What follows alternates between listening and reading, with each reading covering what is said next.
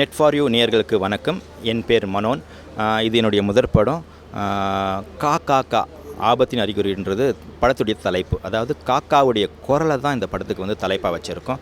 காக்கா கத்துனா ஏதோ ஒரு ஆபத்து நடக்கும் அப்படின்னு சின்ன வயசுல கேள்விப்பட்டிருக்கோம். பாட்டி கதைகள்லேருந்து நிறைய கதை கேள்விப்பட்டிருக்கோம். யாரும் விருந்தாளிங்க வராங்க, ஏதோ ஒரு தப்பாக விஷயம் நடந்திருக்குன்னு. ஸோ அந்த உடைய லைனாக தான் இந்த படம் வந்து தலைப்பு வச்சுருக்கோம். அந்த படத்துடைய லைனும் அதே தான். ஸோ இந்த படம் வந்து லவ், காமெடி, சஸ்பென்ஸ், த்ரில்லரோட இந்த படம் அமையும். இந்த படத்தில் அசோக் குமார் ஹீரோவாக பண்ணியிருக்காரு, மேகஸ்ரீ ஹீரோயினாக பண்ணுறாங்க. யோகி பாபு த்ரூ அவுட் காமெடியாக வராரு. அவருடைய போர்ஷன்லாம் கலக்கி எல்லாம் சின்ன பசங்கள்லேருந்து பெரியவங்கள்ட்ட என்ஜாய் பண்ணுற அளவுக்கு இருக்கும். நாசர் சார் ரொம்ப நாளுக்கு அப்புறம் ஒரு நல்ல டிஃப்ரெண்ட்டான ஷேடான ஒரு படம் பண்ணியிருக்காரு. ஜெயசுதா மேடம் ரொம்ப நாளுக்கு அப்புறம் தமிழ் படம் பண்ணியிருக்காங்க.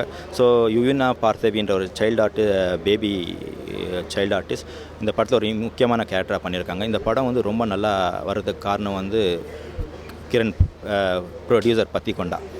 அவர் வந்து இந்த படத்தை ப்ரொடியூஸ் பண்ணி ஒரு இம்பார்ட்டன்ட் கேரக்டராகவும் பண்ணியிருக்காரு. அவருடைய கோஆப்ரேஷனால் ரொம்ப ஃபாஸ்ட்டாக, எந்த ஒரு பிரச்சனையும் இல்லாமல் ரொம்ப சீக்கிரம் முடிஞ்சது. கேமராமேன் வந்து சரவண நடராஜன். 100% இந்த படம் வந்து ஒளிப்பதிவுக்கு பேசப்படும்.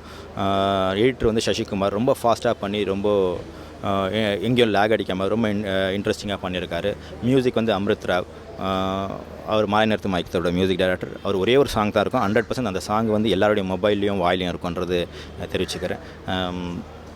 மற்றபடி இந்த படம் வந்து ஓவராலாக ஒரு சஸ்பென்ஸ் த்ரில்லரோட என்டர்டெய்னிங்காக இருக்குன்ற நம்புகிறேன். தேங்க்யூ.